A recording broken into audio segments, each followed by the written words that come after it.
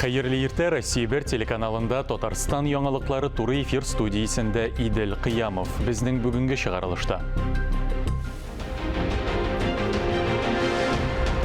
Адымнар Республика мәгариф проекты уңышлы гамәлгә аша. Чаллыда яңа уку елына күп телле мәктәп ачыла.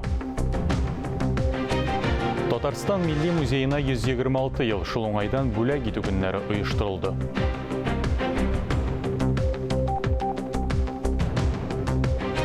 Исеме халык күңелендә. Буада элеккеге сәламәтлек саклау министры Камил Зиятдинов истәлегенә традицион хоккей турниры узды.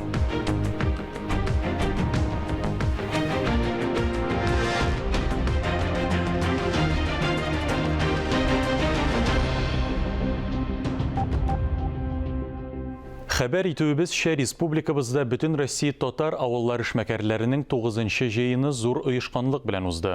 Илнең төрле төбәкләрендә гомер итүче ватандашларыбыз ничек яши, аларны нинди проблемалар борчый, нәрсәләр берләштерә. Җыен кунаклары белән хәбәрчебез дә аралашты. Эшмәкәрләр җыенында гаять бай күргәзмә тәкъдим ителде. Монда ниләр генә юк. Милләттәшләребез җыештырган нәзакәтле хәләл сый-нимәтләрдән башлап, төрле өлкәдә эшләүче осталарның камиллеген чагылдырган шүлмәкләр, хәтта музыка уен коралларына кадәр бар. Йошкар-Олардан килгән Гәрәй Максимҗанов, әйтик, борынгы татар дүгүсләрен ясауны кәсеп иткән.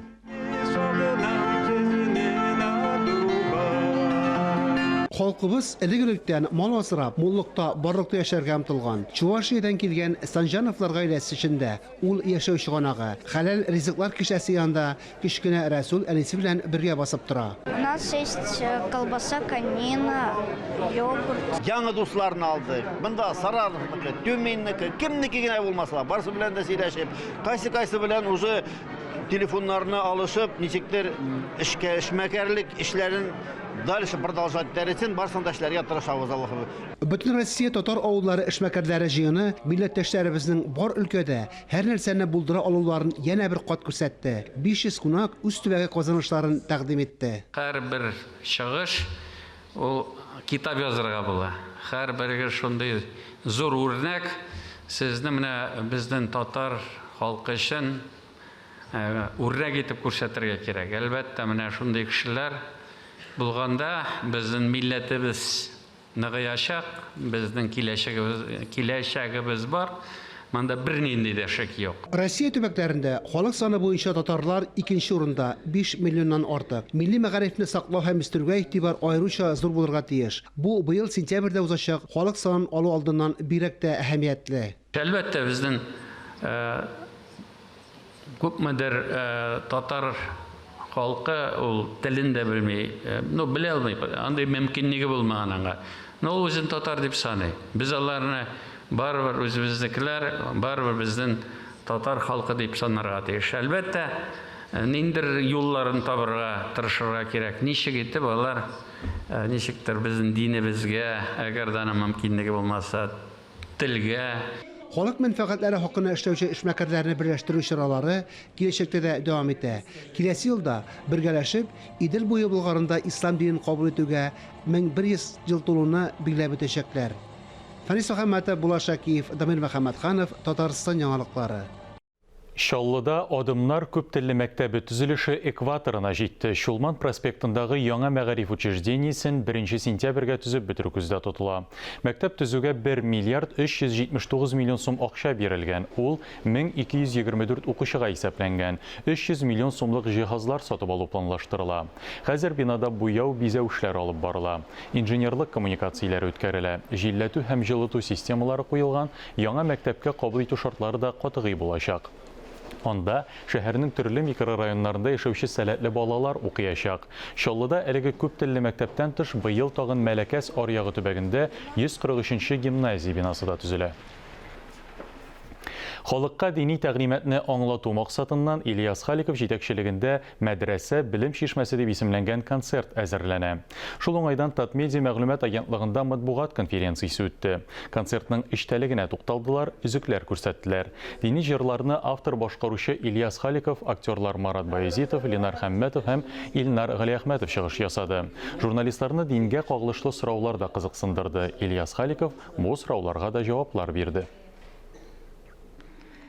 Беренчедән, без менә бу проектларны беренчеләрдән башлаучы буларак, халык каршысында да, үзебезнең милләтебез каршысында да беренче авырлык халыкка менә бу проектны аңлату.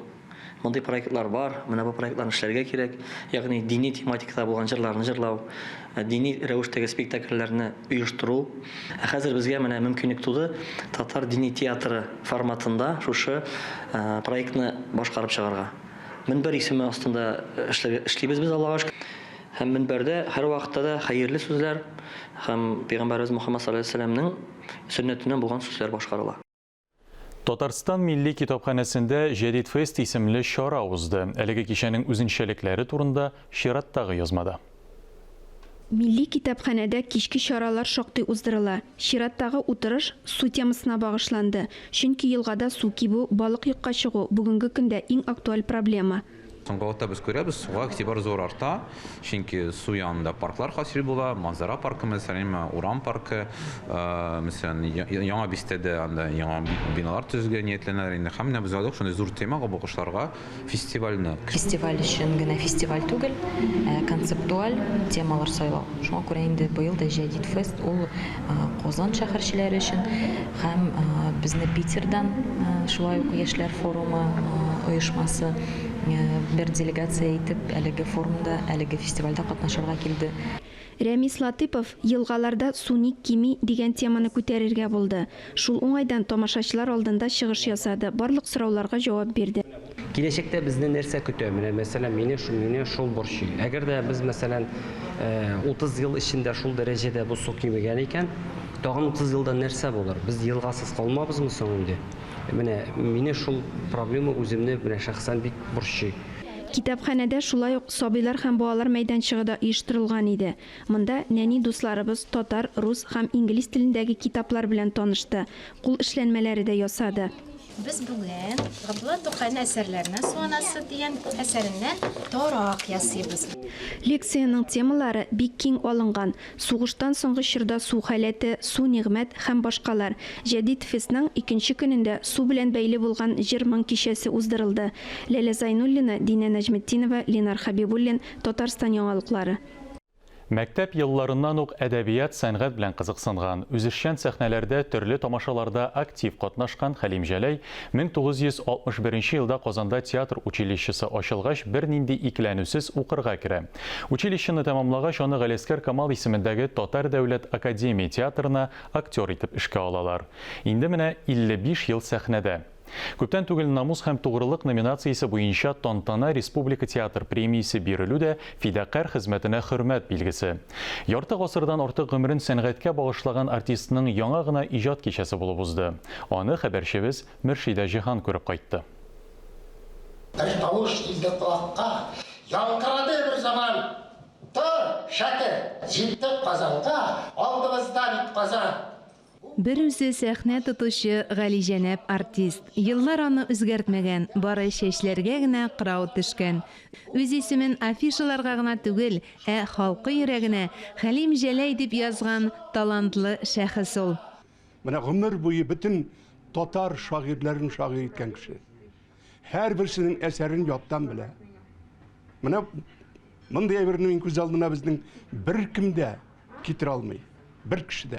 Чөнки әйтеп куям, шул хәтле сәнгатьне, әдәбиятны яраткан чын талантлы артист.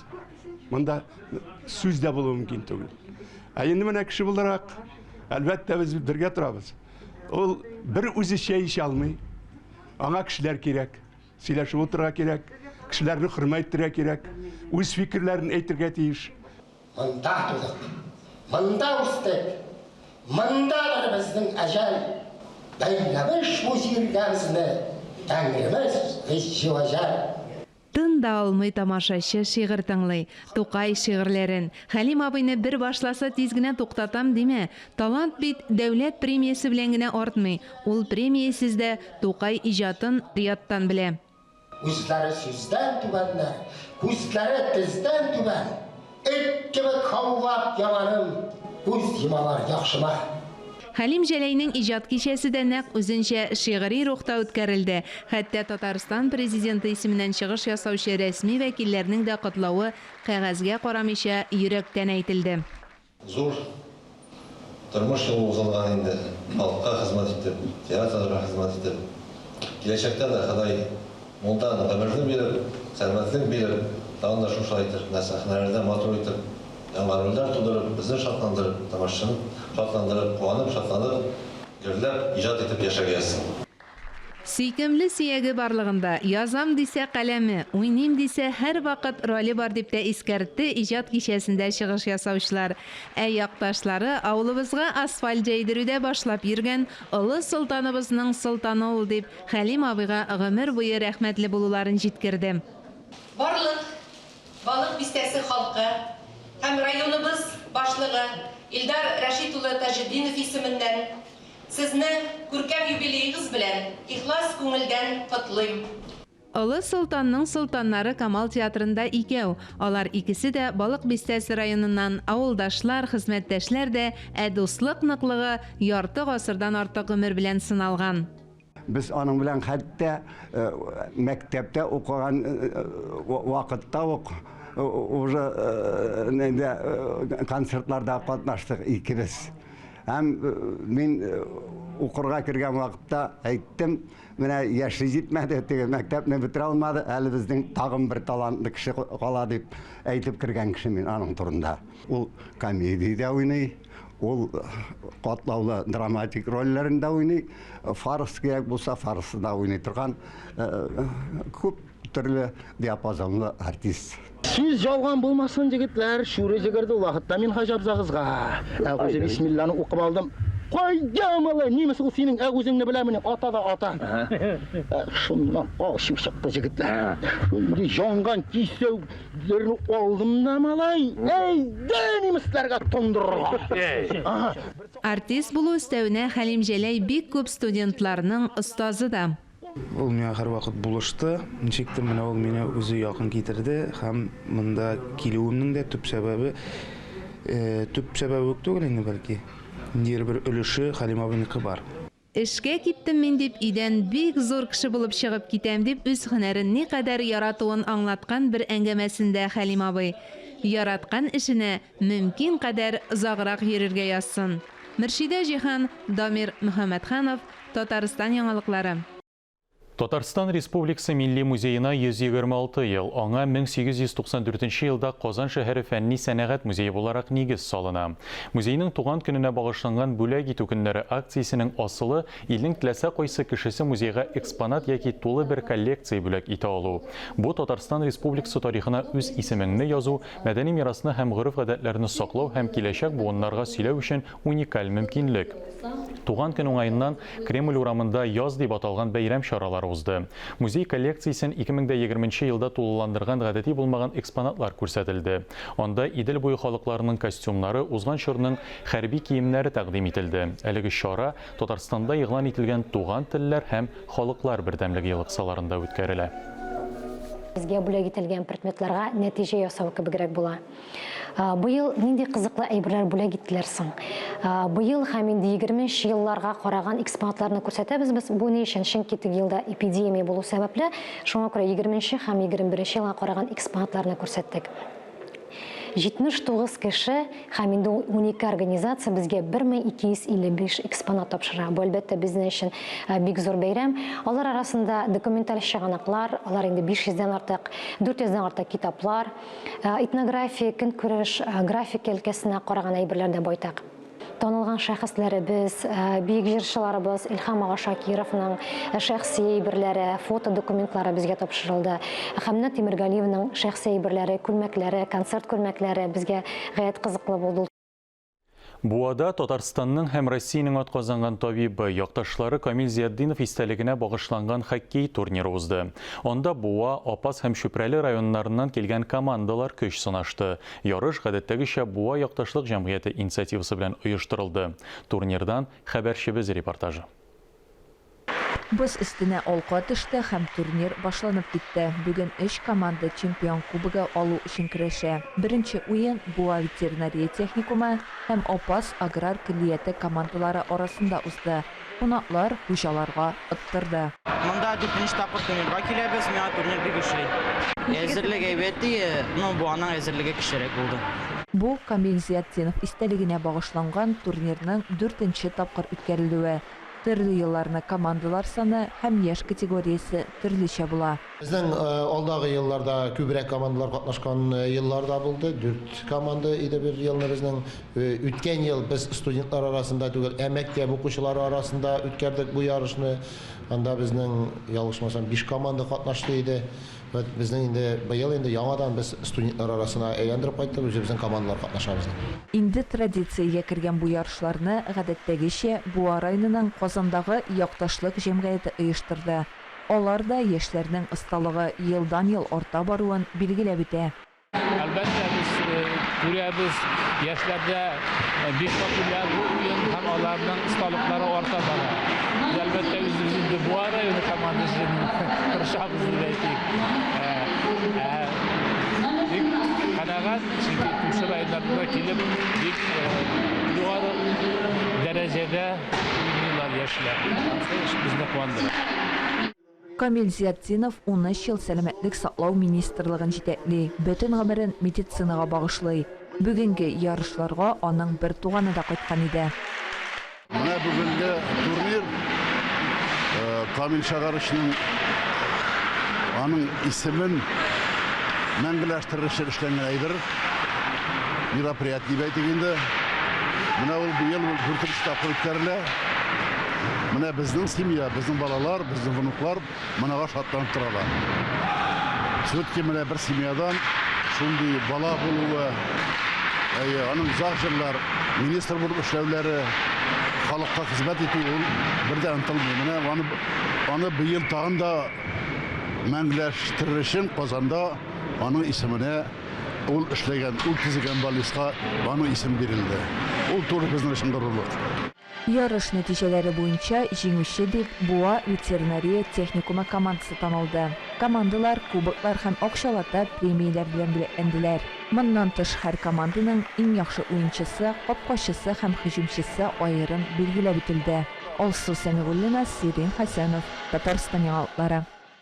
Спорт темасын дәвам итәбез. Тхэквондо спорты белән шөгыльләнүчеләргә ихтыяр көченең нык булуы һәм күнегүләрне даими уздыру төп шарт. Әлбәттә, шушы спорт төре буенча секция 2 ел элек ачылган иде. 2 ел эчендә республика ярышларында 20ләп спортчы призлы урыннарны яулаган. Аларның барысында тәҗрибәле тренер Рушан Уренбоев әзерләгән. Хәзерге вакытта секциядә 110 кеше шөгыльләнә. Татарстан беренчелегенә уздырылган ярышларда Әлмәт кызы Радмила Варфоломеева җиңеп чыкты. Хәзер Татарстан чемпионы Россия беренчелегендә чыгыш ясарга әзерләнә. Ярышлар апрельнең 20-сеннән 26-сына кадәр узачак. Мәскәүдә спортның ушу таулу төре буенча Россия беренчелеге ярышлары тәмамланды. Анда Казан һәм Яшелүзән шәһәрләре вәкилләре Татарстан җыелма командасына иң күп очко китерде. Ярышларда илнең 35 төбәгеннән 580 спортчы катнашты. Татарстанның 18 спортчысы 9 медаль яулады. Шуларның 3-се алтын, 6-сы көмеш медальләр. Әлеге сәгатькә шундый яңалыклар иде. Мин Идел Кыямов бүгенгә сезнең белән сау булашам. Бер никадәр тәнәфестән соң сезне парламент хәбәрләре белән таныштырырбыз. Татарстан яңалыкларыннан аерылмагыз.